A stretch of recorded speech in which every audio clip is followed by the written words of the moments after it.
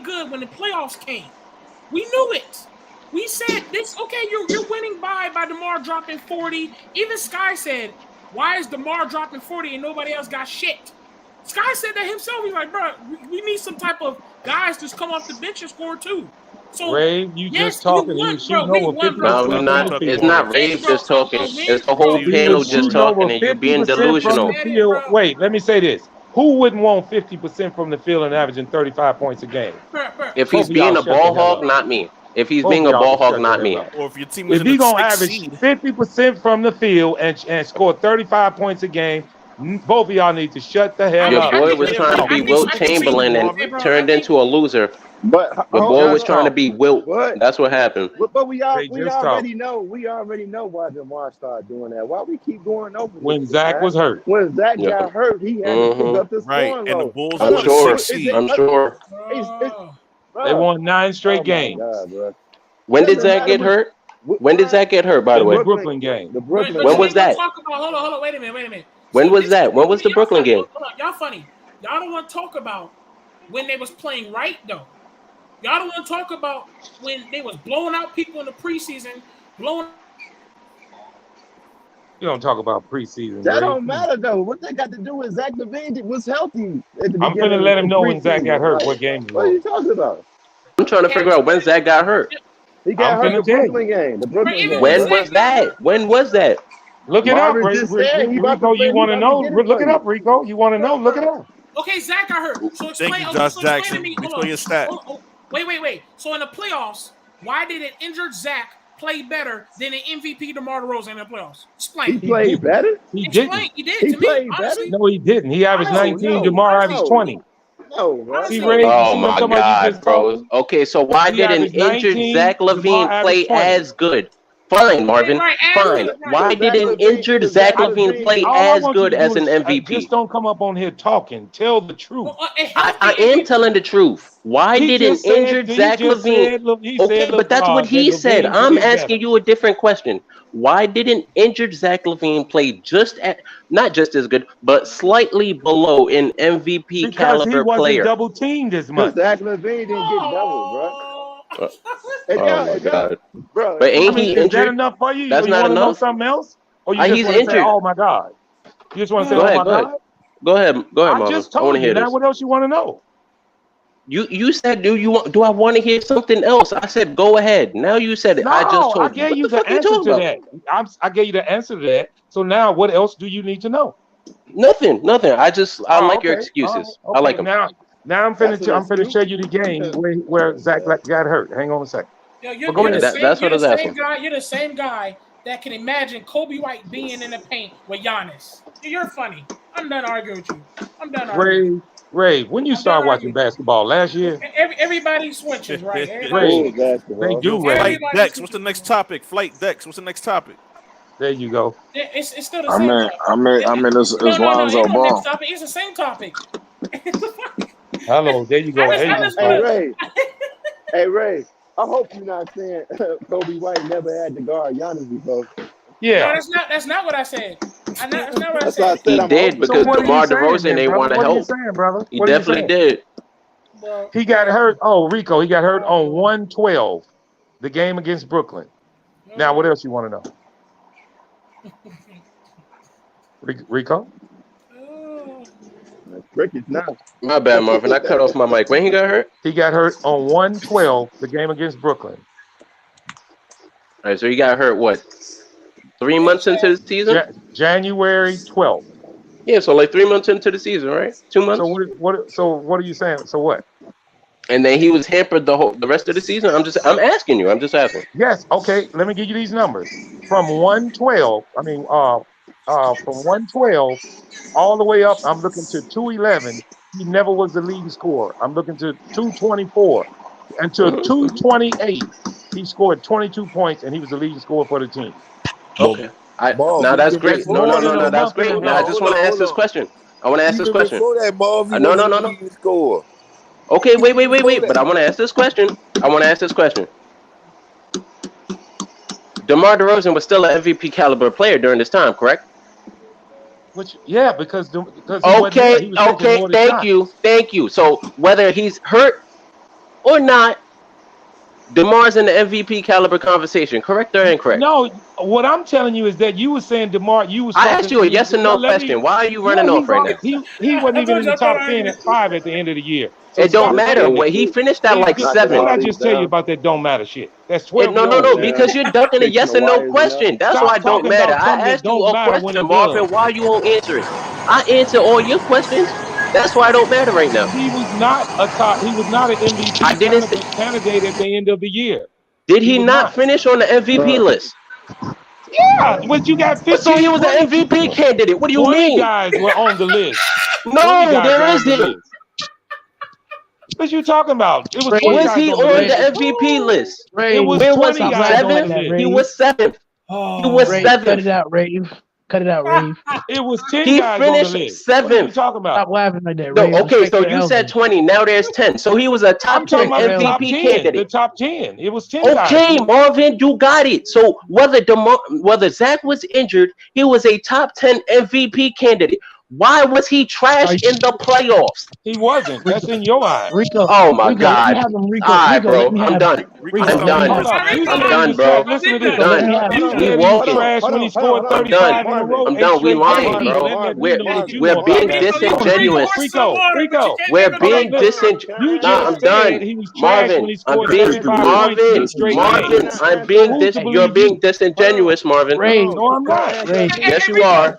Because by any other MVP candidate standards, that's trash. You and Ray know nothing about basketball. You just By talk. any What MVP you guys candidate specialize standards, in is that's laughing. trash. You're You guys making specialize in excuses. laughing like you hear that young boy in the back. Nah, Rico, bro. let me get him, That's what you Rico. specialize in. Rico, let me get him, Rico. Rico, I want a piece. Hold on. Rico, Rico, I Let want me a get him. piece.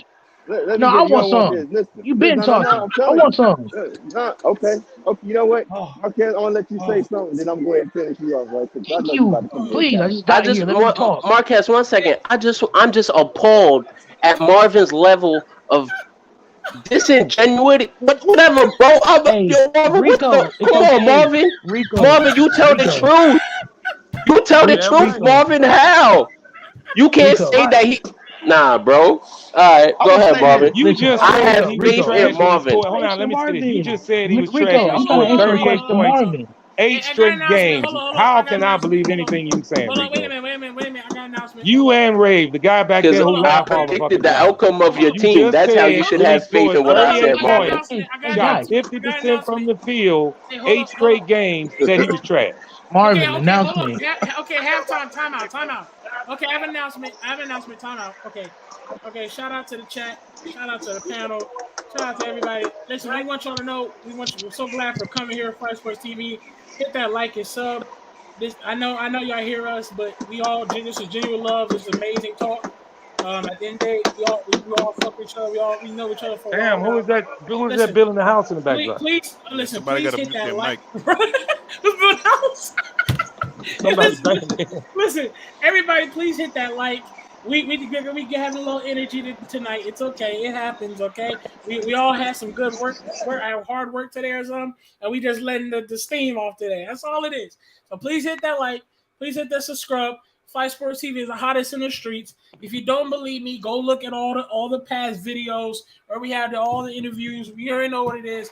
Ball facts might come here out of nowhere. Who knows? You never know. So, you know what I'm saying? Trust me, bro. It is all good. It's all love. We appreciate y'all, man. Shout out to all y'all. All right, y'all continue, man. All right, now I'm just going to end it by saying we can change the subject. I know he can play better in the playoffs, Rico and Ray. I know that. But to say he trash, and see, one thing I've never used, I don't care what player in the NBA, I don't use the word trash. Because all of us talking on the couch. Now one of us can do nothing with neither one of them. So to call them trash, I think I can play in the tournament. Oh, you can? Yeah. How old are you? I mean, I can't do it 30. anymore. I can't do it anymore, 30. But I mean, I didn't say I can. Wait a minute. How old you say you were? 30 years old. Okay, and you say you can play in the tournament. Why you ain't like in one of those summer, 8 game. Why you not in? Why you not in it? Because he want to talk on Fight Sports TV. Oh, okay. You want to be on Fight Sports TV? Okay. It starts in August. Marvin, is that Marvin or Unstoppable? Hey, facts. Marvin got to speak for himself, man. I can't do it no more. But I used to, yes, sir. I don't know, bugging. I can't do it no more. Rave. I used to could do it too, but that's used to. I'm talking about now. But I mean, now I'm 24. I can literally go right back out there. 24. That's the age that these players come in their prime in the NBA. What you talking about? Nah, don't do that. Primes is 26, 27. Don't do that. Well, you really should be 24. playing in. So you can't. Really should be playing at 24. So Zoe is 24. So Zoe's in his prime. No, so that means you really should be playing at 26. Marvin, if you saw me and Russell Westbrook on the basketball court right now in a 3-point contest, You gonna pick me up? I guarantee you. I don't know about Well, that. now you're shooting a shot at Russell Westbrook. There you go. From 30 You saw me on the court with Ben Simmons in the 3-point contest. You gonna pick me up? I guarantee it. I guarantee it. Now, Rico, but stop playing with me. If me, talking about nobody on the court. Like I said, if we having a 3-point contest, you gonna pick me up after the game. That's all I'm saying. Not say much. Russell can't shoot threes. You know. I'm not saying. I didn't say nothing. I said if you saw both of us on the court first time. I'm just patient, y'all. I'm just patient waiting my turn. Money on you, dog. Somebody hey, hold up, man. Let my peers go ahead, guys. Y'all let my peers get a word. I'm just guys, waiting let my peers get a word, please. Chuck Morris said he's 55 and he's in his prime. Hey, I'm just waiting. Y'all finish laughing, Rico and Ray? I got something that's going to kill his whole. Bottom work of his entire organization. Right? Watch this, y'all. Just listen. You can't kill an organization, man. Look what the Knicks doing. No. But I'm going to kill your organization. No, Ray. I'm going to kill their organization. Ray. Just talk, Mark. I'm going to kill their organization by this right here. Just let me finish. Let me finish. Are you gonna let me finish? Okay. You gotta get started first. The early 1990s Chicago Bulls did what? They played defense. The only reason why you niggas are relevant is off of 6 rings because y'all did what? Play defense. How is this the Chicago Bulls organization who was known for their all-star defense has a superstar now who plays no defense and now you're acting confused while you're not winning? How's that work? Are you finished? How does that work? 50% Michael Jordan. Are you finished? Hey, Rico. They gonna release the rest of Michael Jordan in the DLC pack. Rico, I'm gonna sit down. Hold on, Rico. I'm gonna put a flyer. Rico, you stupid. Are you finished, Marquez? Put your money up. Wait. No, Marvin. I got something else. Marvin, I got a good question. Rico, Marvin. I got a question, Marvin. If you look at the Knicks roster right now, and you look at your roster right now, you guys have the better roster. But what makes the Knicks team better? You know what makes the Knicks team better? Defense. Do you have it? I don't think nothing makes them better. Do you have the That's defense? coming from a Knicks fan, bro. That's tough. I wouldn't let a Knicks fan talk to me like that. I'm just saying. Their record speaks for itself. So How do you have a better record than us? Hold on. How do you have a better record than us, but you got knocked out the first round of the playoffs? So if you think about it, you're on the same level. Hold on. Even make the playoffs, bro. Hold on. Because you didn't go to the playoffs. That's how we got a better playoffs, bro. But guess what? But guess what, though? You got to make sense. Going to the playoffs, bro. You making yourself sound. Are you gonna let me finish? How you talking to? Go ahead, bro. Listen, the Knicks going to the playoffs right now. Really stupid, bro. Go ahead. Marquez, you just over here not talking about you was gonna not be a Knicks fan. The Knicks going to the playoffs. Somebody, you trying to run back to them when they're not winning again. You're gonna be off them. You just Marvin. Hold on, Marvin. I'm not a Knicks fan, but I just know the truth. The Knicks got a better team. No, the team got a better team defense than the Bulls do. That's why the Knicks will have a better playoff run. You ever heard that song by Jay-Z? Dig a hole. Bury yourself, bro. Bury yourself, bro. You sound silly as hell. Yeah. I sound silly, but you had an MVP. Hold on. I sound silly, but you had an MVP candidate. My team made the playoffs, bro. Who had an MVP candidate and lost in the first round. But you had an MVP candidate who got knocked out in the first round. You had an MVP candidate who got knocked out in the first round. Who was happy at the end of the year? Boston, New York, Bulls, Milwaukee, or Golden State? I mean, Golden State won. Well, shut up. If we're being honest, it don't matter if you lose in the first round, second round, third round. For the last 20 minutes. Hey, Flight, you there? If you lose, you lose, Marquez. It don't matter. Flight, actually, it hurt worse to lose in the finals. Hey, Flight, I need you to put a poll in the chat. Put who will win in a 3-point contest, Russell Westbrook or Rico? Rico. I'm going to Rico. Please put Paul. Please. I want to see this vote. I gotta see this vote. No, we need a poll. Did DeMar DeRozan choke in the playoffs? No. Just put a poll. That's it. Put a poll. That's a valid question. Who will win the 3-point competition, please? Rico, you can tell where Rico's mind is. He talking his noise about Westbrook. Westbrook would dunk on his ass and break his neck. He talking all this noise. Bro, he can't even dunk no more. He be missing dunks. What you talking about? Shooting threes, Rico. Do a video of yourself shooting threes. He be missing dunks and layups, bro. No, I said do a video of yourself shooting threes. He be missing dunks and layups. Was he the first one to airball a dunk? And that's the reason you went to work today for 8 hours, and he went to work and made a damn near me. I didn't go to work 8 hours, bro. Marvin, because you can shoot better than him. Marvin, I didn't. Damn fool, man. I can't. Whoever's calling my name, I can't hear you. There you go. I want to see if you still here. I got a question for you, bro. Go ahead, brother. Real simple question for you, and then Rico can follow up and answer it if you get stuck with it. What was different? What was different from Game 2 when DeMar DeRozan went off? Like Game 3, Game 4, I think it was Game 6. What did the Milwaukee Bucks? What did they change that made DeMar DeRozan have? He played better defense. You said what? I mean, DeMar is a scorer, but his defense is atrocious, which is why he's sitting at home. Okay, so they lost. I just answered your question.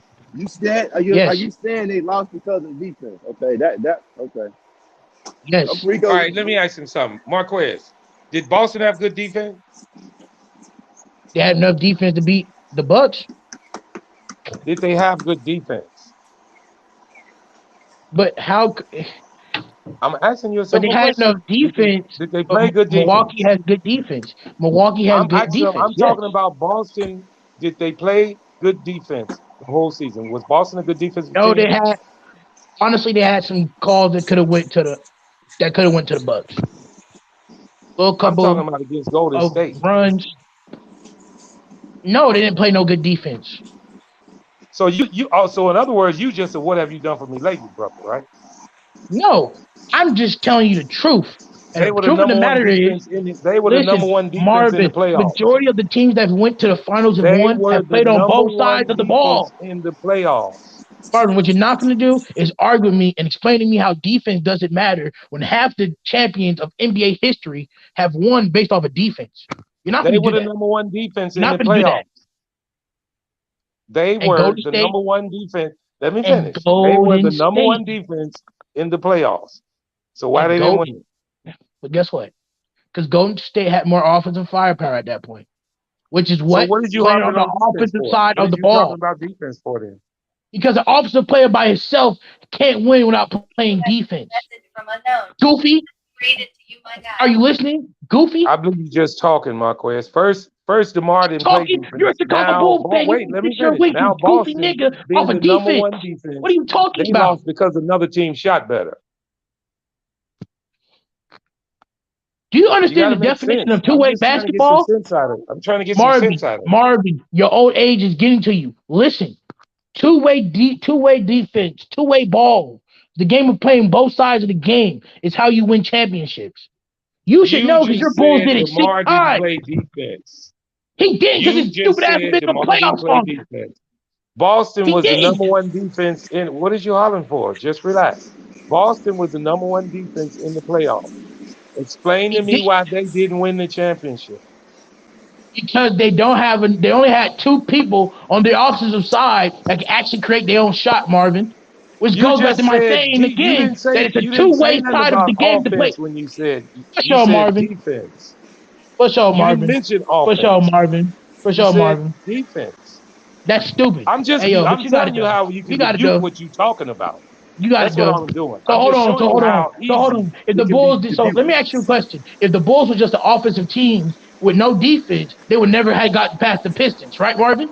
No team would be worth a damn. If the Bulls didn't play defense against the Pistons, would they have got past them, Marvin? Answer your question. You're a Bulls fan. Answer my question. That's not even a question, my friend. See, you're pump faking. You're a Chicago Bulls fan, and when I ask you about your history, you don't even know. You don't have enough common sense to tell me and know it.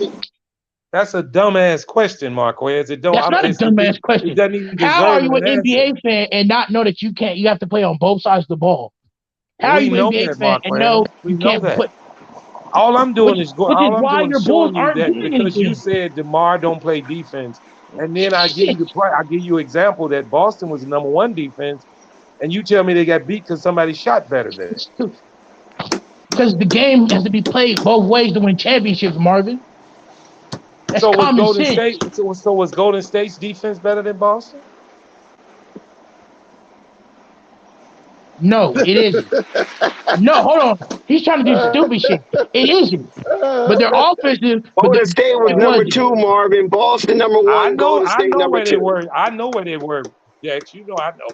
I just want to hear from him because he's talking about what DeMar was doing.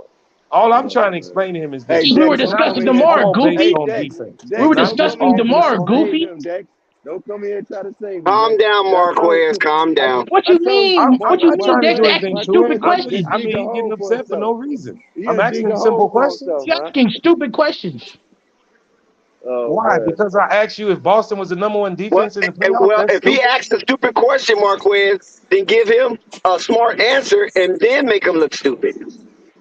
Yeah, well, I don't think you're that ain't gonna be that. happen. But I'm not on here to even try to deal with Marquez. I'm just asking him a question.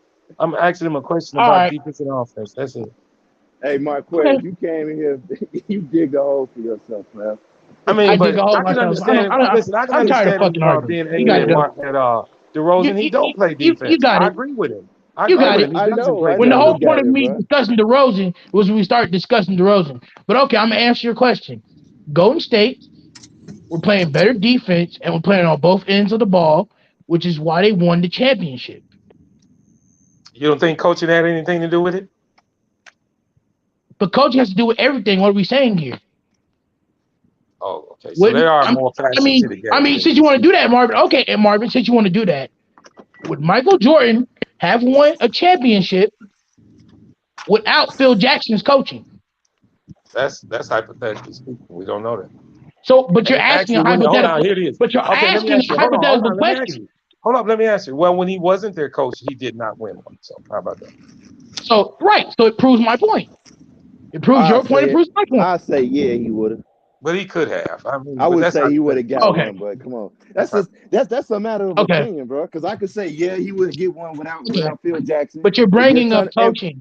But you're bringing up coaching, and then like give you a combination of so many things. You can turn around and say, "Oh, I don't think he would win without Phil Jackson." I mean, come on, now with the Golden State win, that they didn't fire Mark Jackson. I mean, come on. It's because you're saying, bro. That's why your head hurt. It's because my head, bro. What's up next? Let's talk about the Knicks. Are you on the panel, Dex? Let's talk about the Knicks, please. Will the Knicks make the playoffs this season? Will they make it? Yes, they will. Will they be a play-in team? Will they be a play-in team? Will they be an 8th seed?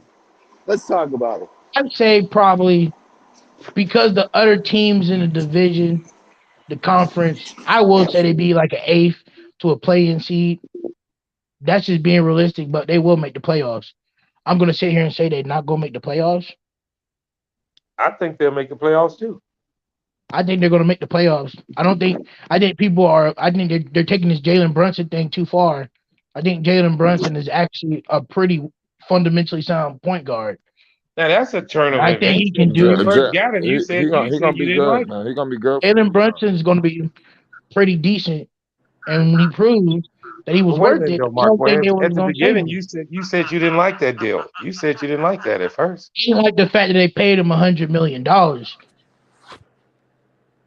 And I have every right to say that. And there was other Knicks fans that agreed with my statement. You know what it sounds like to me? It sounds like Marquez gonna go back running to the Knicks. That's what it sounds like. I just think he don't know which way you want to go. If they get Donovan, he's gonna sure be back. I mean, wait, hold on. So if I decide to leave a team and come back, I'm pump faking. But y'all literally talk about a NBA player who literally lost to a team, who literally was on the team and went to a team that literally beat him in a literal playoff game. No, for sure, y'all a bunch of hypocrites. No, y'all just a bunch of hypocrites. You're just a bunch of hypocrites.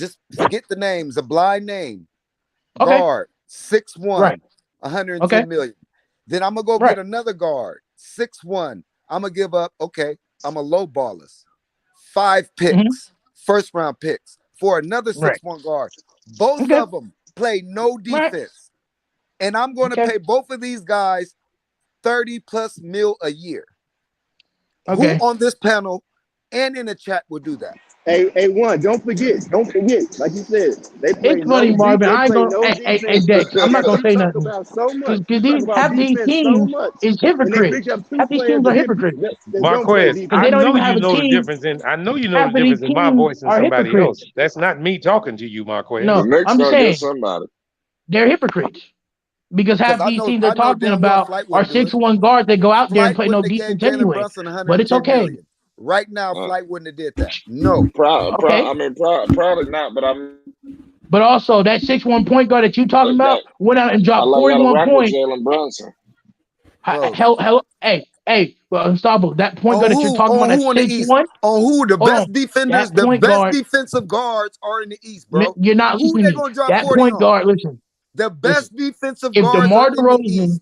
can Who have are a they job gonna without drop playing 40 defense, if DeMar Come on, DeRozan did not, we beat y'all out of point guard last season, Chicago. That's the The team best I'm gonna drop 40 defenders on. from the guard That's the team I'm position gonna are drop 40 in the on. East. What are you Wait, gonna do hold about on, that? hold on.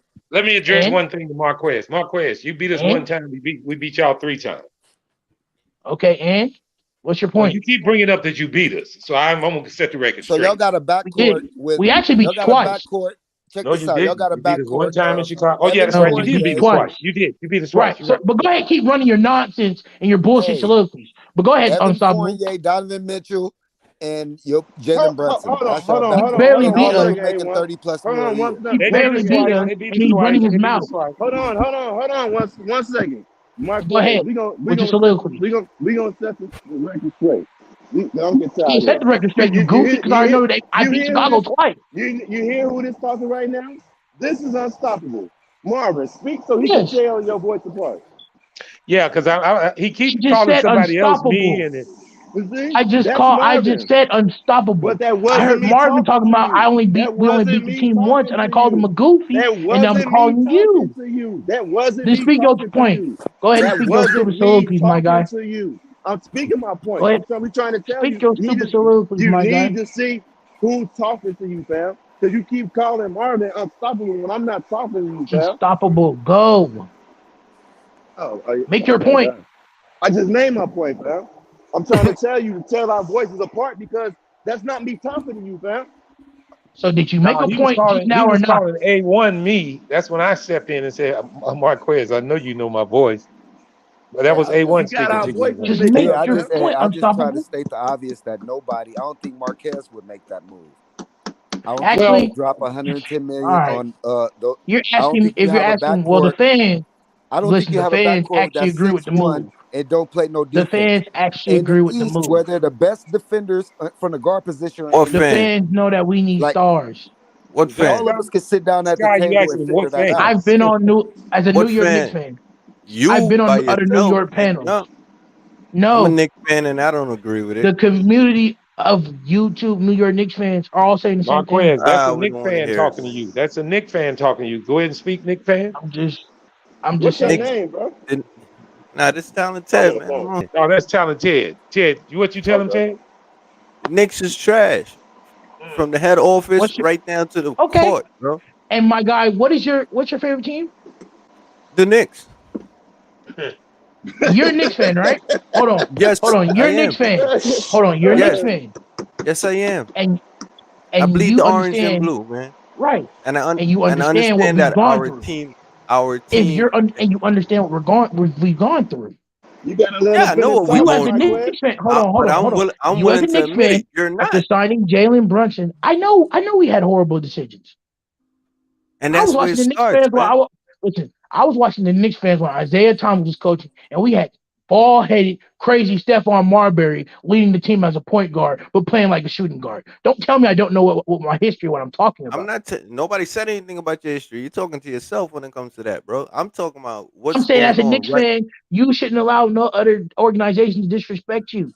Because half these other organizations are doing shitty jobs, and we're actually far more off than half the other teams. Bro, you're living in fantasy land, bro. First of all, I'm Tom living in Thibodeau, fantasy land. listen to me, So bro. let me ask you a Listen question, to me. talented No, let me TD. Would you let an organization like the Chicago Hornets, would you let the Charlotte Hornets as an organization disrespect your team? I'm talking about the Knicks right now. I don't care about another No, team. no, talented TV. Answer the question. That just shows me how much of a diehard. Damn it, Marquez. Why you so aggressive? Listen to me, bro. Answer the question. Just hear me I'm out. just tired of all the pump faking. Answer the question. Nobody's pump faking, bro. Trust me. Because man. if you're a New York Knicks fan, over here. period, you shouldn't let the Charlotte Hornets disrespect you. Let him speak. Marquez, you don't let him talk? Let him talk. Let him talk. Go ahead. Go ahead, bro. All I'm trying to tell you Go is ahead. they trying to get a mini backcourt. That's number one. And both dudes don't play no defense, yet the coach is a defensive-minded coach. You make sense of that to me. You preach. What's your point? Chicago got the same problem. What Chicago, bro? What? What's your point? In fantasy land, bro. Yeah. Chicago got the same problem. What's the problem Chicago has? Talk to me. All right. Lonzo plays D, bro. Okay. Lonzo's an official two-way, having bro. the team, What are you telling me, having bro? the team built around only one person that's actually playing defense for the team, and you think it's okay. No, you said one. Listen to what you just said, though. You said one. I'm trying to tell you we have zero. That is not true. Marquez, would you do this? All right. That is not Y'all true. put on your GM app. All right, Knicks knowing where the Knicks is. Put in your GM hat. You need a GM y'all got Scully, 13, man. You need you got 13 first round picks. Yeah, you got 13 first round picks, right? In the bag. Right. All right. I would toss because Lakers ain't gonna make the deal because they don't want to toss Brooklyn 2 first round picks. I'll toss them 2 first round picks for Kyrie and 5 for Durant. And y'all still got 6. And I have those 2 on my team. Right.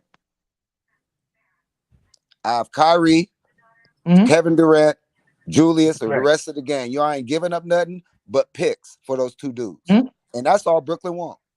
And y'all got it. Nah, I personally wouldn't do it. Hold up. You just gave up a scenario for KD and Kyrie. No, you just gave me a situation. Yeah, I just gave a scenario where KD and Kyrie come to the Knicks. Wouldn't do it. Wouldn't do it. Yeah, Marquez. First of all, you got to throw it all in. What else you gonna do? No. Wouldn't do it. I just asked you a question. I wouldn't do it. This is New York, man. This is the Mecca. This is like right, and I'm understanding your question. This is and New I wouldn't York. do it. This is like, Marquez, come on, I man. just answered your question, and I wouldn't do it. Why? Wouldn't do it. Why? Tired of him because he won't. Let him answer the question. Let him answer the question, man. You make statements now. Break it down as to why you making your statement. Break it down to you. A couple years ago, KD and Kyrie, as free agents, came to New York. You came to New York, but you didn't pick the Mecca.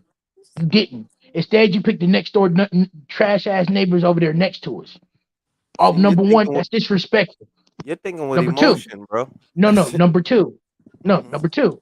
You went over to the Brooklyn Nets, and now you're forcing your way out. If we didn't Kevin do Durant exactly what you want, hold on. But he wanted to be a Knick. Kyrie wanted to be a How are you going to ask me the question and tell you to let me finish, but you won't let me finish? Okay. And number two, if we didn't do exactly what KD and Kyrie said, they would have forced their way out, traded, and we would have been stuck in the same exact position. So what's the point of trading for them now, for them just to screw us over in the end? They know that didn't work. It didn't and work. Why would I trade 5 of my picks away for a 33-year-old star player? Because you got 4 years left with the second best player in the world. Miss with that shit. Okay, 4 years left with it. Honestly, you one of those Knicks 4 years. Expiring contract. You guys 4 are years winning down the either line. way. No, 4 years down the line, it's not. What happens when they retire? Then the Knicks is going back over tell you what, y'all the get mediocrity. Kevin Durant, Kyrie, you're still going to have these team. same bullshit problems. All right, you tell me the odds. If you guys pulled that trade off, the odds of the Knicks being in the finals, I guarantee it's in the top 5. Bro, stop talking to this man about of course. Oh, I mean, of course, but if we're being honest, what do you want? Stop talking to this man about that. Personally, I wouldn't. He want Jalen Brunson. Wouldn't do it. You want Jalen Brunson, man. He got to go on 2K. Jalen Brunson and Donovan Mitchell. That's what he wants. That's gonna make him happy, bro. Hey, look, bro. Two players that don't play defense after he just preached about playing defense. Nah, bro. could I just make one point? Let me just make one point to this dude right quick, bro. With all due respect, you Marquez, say what you want to say, bro. Nah, hold up. Let me say something, bro. I know you Nah, young. because you're finna go being disrespectful, and then you're gonna question me about Marquez, you gotta let not knowing about basketball.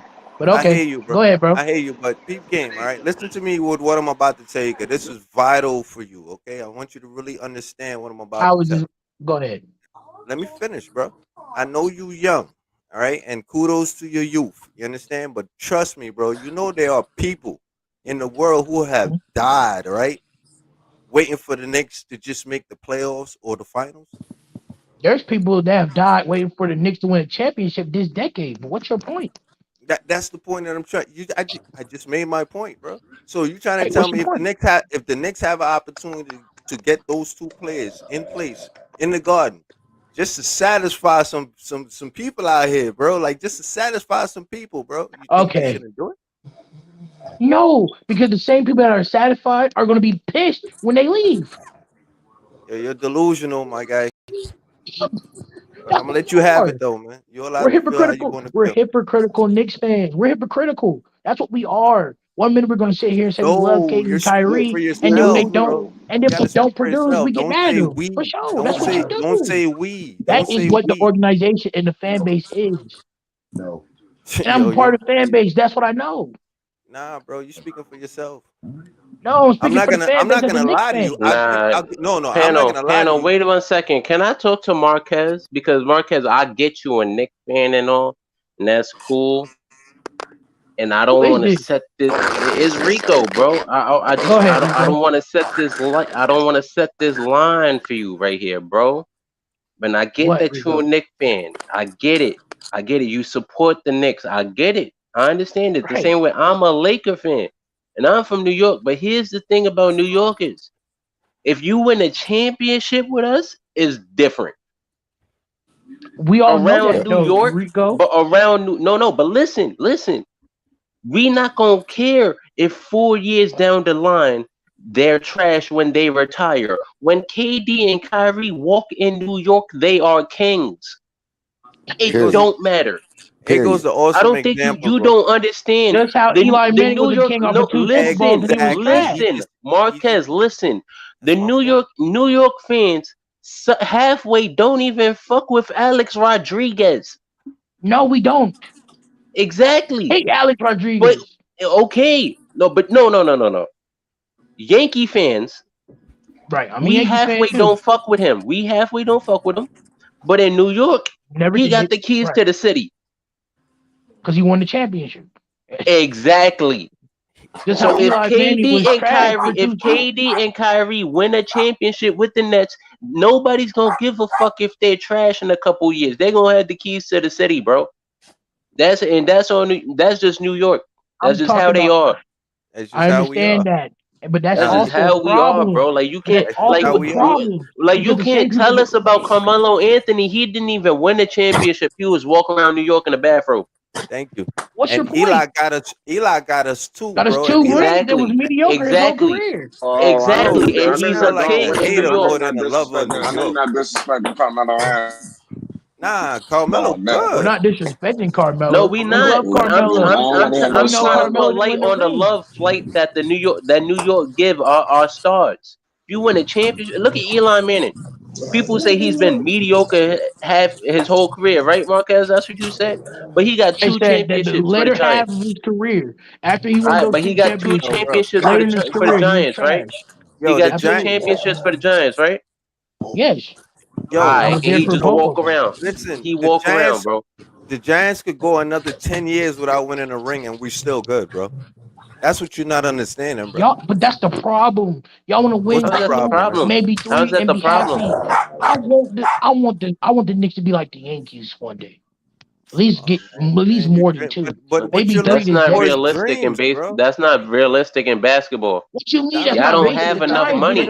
You do not have enough money to do what the Yankees do. Are you crazy? All right. You know who the Yankees are?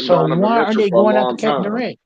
Donovan Why are we Mitchell is not going from after New Kevin York. Durant? He's from upstate New York.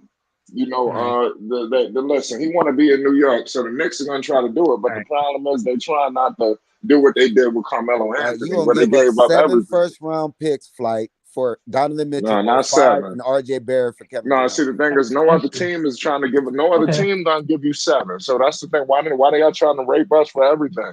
Because You that's know, Danny Ainge. What is everything?